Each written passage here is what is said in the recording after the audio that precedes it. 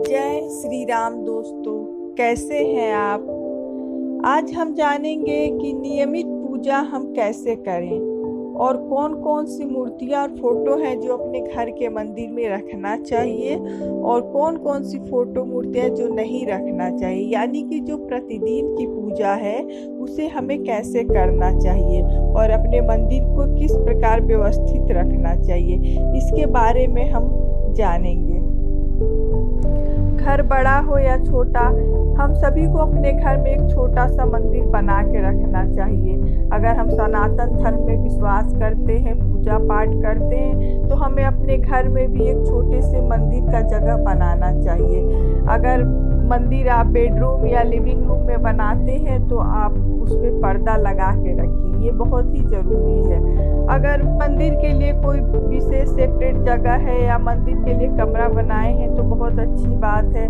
आप वहाँ पे नियमित रूप से पूजा करिए, मंदिर को बहुत ही व्यवस्थित ढंग से सजा के रखिए।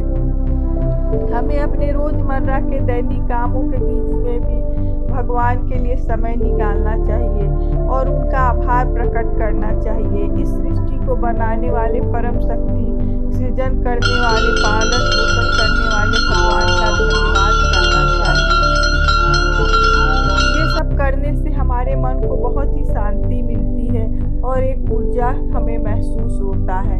ये तो सभी जानते हैं कि हर मनुष्य को कर्म के अनुसार ही उसे फल प्राप्त होता है, लेकिन हमें भगवान के प्रति आभार जरूर प्रकट करना चाहिए। मंदिर को हमें कैसे सजा के रखना चाहिए, इसके बारे में हम बात करेंगे, लेकिन सबसे पहले हम ये जान लेते हैं कि घर के मंदिर में बहुत अधिक मूर्तियाँ और फोटो का भीड़ हमें बढ़ा के नहीं रखना चाहिए। उतनी ही फोटो मूर्तियाँ रखनी चाहिए जो आवश्यक हो, यानी कि किसी भी भगवान की हमें 2 या 3 मूर्तियाँ फोटो नहीं रखना चाहिए। अगर हम घर में मंदिर बनाते हैं, चाहे गणेश लक्ष्मी हो या शंकर भगवान हो, विष्णु भगवान हो या दुर्गा माँ हो, सबकी एक एक ही फोटो रखनी चाहिए। हाँ, देवी माँ का अलग रूप, जैसे सरस्वती, लक्ष्मी, दुर्गा जी, इन लोगों का अलग अलग रूप की हम पूजा कर सकते हैं, लेकिन अगर हम दुर्गा माँ के ही अलग अलग फोटो को हम रखें और उसकी पूजा करें, ये ठीक नहीं होता। इसीलिए हमें मंदिर में हर भगवान का एक ही मूर्ति या फोटो रखना चाहिए। वो भी उसका आकार काफ़ी बड़ा नहीं होना चाहिए, 6-7 इंच से बड़ा फोटो या मूर्ति नहीं रखना चाहिए। इस बात का हमें ध्यान रखना चाहिए। मंदिर की स्थापना अगर घर के आप ईशान कोण पे बनाते हैं तो बहुत ही अच्छा है, नहीं तो आप घर में कहीं भी पूर्व दिशा में आप मंदिर स्थापित कर सकते हैं। उत्तर के कोने में भी आप मंदिर बना सकते हैं। तो आइए हम जानते हैं कि हम मंदिर को कैसे सजाएं और कैसे व्यवस्थित करें। सबसे पहले तो हम जहाँ भी मंदिर बनाएं वहाँ पे हमें बिना नहाए धोए नहीं जाना चाहिए, यानी हम जब शुद्ध रहे तभी अपने मंदिर को छुए और उसके आसपास जाए। अगर हम अशुद्ध अवस्था में हैं या स्नान नहीं किए हैं तो हमें मंदिर को नहीं छूना चाहिए। तो मंदिर को सबसे पहले हम कैसे सजाएंगे, कहीं भी अगर आप मंदिर को व्यवस्थित करते हैं तो भगवान के लिए सबसे पहले आपको आसन बिछाना चाहिए, यानी कि कोई भी नया कपड़ा आप ले करके, लाल, पीले या कोई रंगीन कपड़ा ले करके आप भगवान को आसन जरूर बिछाइए।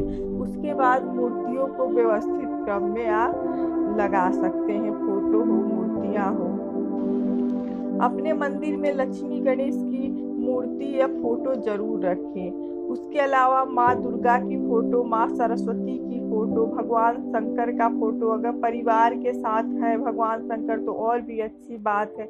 भगवान विष्णु की फोटो, हनुमान जी की फोटो, मूर्ति, कुछ भी आप रख सकते हैं और उनकी पूजा आपको नियमित रूप से करना चाहिए। हाँ, घर के अंदर आप शिवलिंग मत रखिए, शंकर भगवान की फोटो ही रखिए तो ज़्यादा अच्छा होगा। अब हम सबसे पहले जानेंगे कि हम पूजा की शुरुआत कैसे करें। सबसे पहले आपको एक साफ लोटे में शुद्ध जल ले करके फूल से, आचमनी से सभी भगवान की फोटो और मूर्तियों को छिड़काव करना है। उसके बाद एक साफ कपड़े से उनको पोंछना है। जैसे कि हम स्नान करते हैं, घर को साफ करते हैं कि धूल मिट्टी निकल जाए, ठीक उसी तरह भगवान की फोटो को भी हमें आचमनी से जल डाल करके और उनको कपड़े से पोंछना चाहिए नियमित रूप से, क्योंकि धूल वगैरह फोटो पे जम जाती है।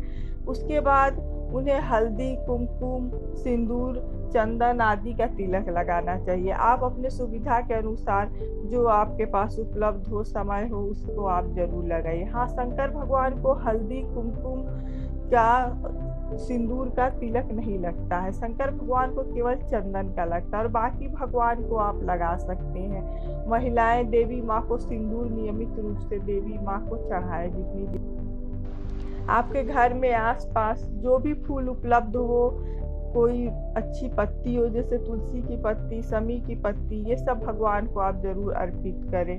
हाँ, समी की पत्ती ऐसी पत्ती है जो सभी भगवान को चढ़ाया जा सकता है और फूल भी आप नियमित रूप से चढ़ा सकते हैं। हनुमान जी और विष्णु भगवान को तुलसी पत्र बहुत ज्यादा पसंद है। इसी तरह गणेश भगवान को दूर्वा ज्यादा पसंद है, तो आप उसी हिसाब से भगवान को फूल। अगर आपके मंदिर में लड्डू गोपाल की मूर्ति है, छोटे से लड्डू गोपाल की, तो फिर आपको उनका विशेष ध्यान रखना चाहिए। उनको नियमित रूप से गंगा जल, कच्चा दूध, तुलसी दल और फूल पत्ती से आदि से उनको स्नान कराना चाहिए और रोज उनका वस्त्र बदलना चाहिए। उनका विशेष ख्याल रखें। अब भगवान को ये सब चढ़ाने के बाद दीपक जरूर जलाइए, धूप बत्ती जलाइए, दीपक जलाइए और सबको दिखाइए। घंटी भी बजाना बहुत ही जरूरी है, यानी कि आप प्रतिदिन की पूजा में सुबह शाम आपको घंटी बजाना ही है। अगर आप शंख बजा सकते हैं तो शंख भी बजाइए। इसके अलावा भगवान को रोज भोग लगाना चाहिए सुबह शाम। जैसे हम भोजन करते हैं तो घर में अगर आप मंदिर रखे हैं तो भगवान को प्रसाद जरूर चढ़ाएं। कुछ भी प्रसाद हो सकता है, घर में कोई भी मीठा फल आदि हो, उसको आप भगवान को अर्पित करें। और अगर आप कोई पाठ करते हैं, सुंदरकांड पाठ या कोई भी चालीसा वगैरह, तो दीपक जला करके, आसन बिछा करके आप बैठ करके पाठ कर लीजिए। और पूजा समाप्त होने के बाद सभी भगवान को प्रणाम करने के बाद आप क्षमा मांगिए कि जो कोई भी हमसे गलती हो गई हो उसके लिए क्षमा करें, क्योंकि मनुष्य है, मनुष्य की प्रवृत्ति है, कहीं न कहीं कुछ न कुछ भूल चूक हो ही जाती है। इसलिए हमें पूजा समाप्त करने के बाद भगवान से क्षमा जरूर मांगना चाहिए। आप अपने मंदिर में छोटे से लोटा में रोज जल भर के रखिए, उसको मत हटाइए। आचमनी के लिए एक अलग से जल रख लीजिए चढ़ाने के लिए भोग आदि में, लेकिन एक परमानेंट जल सुबह रोज लोटे में भर के उसमें हल्दी कुमकुम डाल के या फूल डाल के रख दीजिए। उसको पूरे दिन रहने दीजिए, दूसरे दिन उसे वहां से हटा दीजिए। लेकिन आपको नियमित रूप से अपने मंदिर में एक लोटा जल हमेशा रखना चाहिए, जिससे सुख समृद्धि का वास होता है। इस तरह से आप अपने दैनिक पूजा को निपटा सकते हैं। यह तो सुबह सुबह प्रातः काल की पूजा हो गई। संध्या के समय भी आप भगवान को भोग लगाइए उनको, और दीपक जलाइए, धूप जलाइए। अगर आप आरती कर सकते हैं तो आरती भी करिए। तो ये हमारी प्रतिदिन की नियमित पूजा विधि है और ये पूजा विधि आपको जरूर पसंद आई होगी। यह आस्था और विश्वास की बात है, यानी जिसको आस्था और विश्वास है वो भगवान को मानते हैं और अपने नियमित दिनचर्या और कार्यों के बीच भगवान के लिए भी समय निकालते हैं। तो ये आपको ये वीडियो ज़रूर अच्छी लगी होगी। अगर अच्छी लगी होगी तो लाइक ज़रूर करिएगा और हाँ, चैनल को सब्सक्राइब ज़रूर करिएगा। जय माता रानी।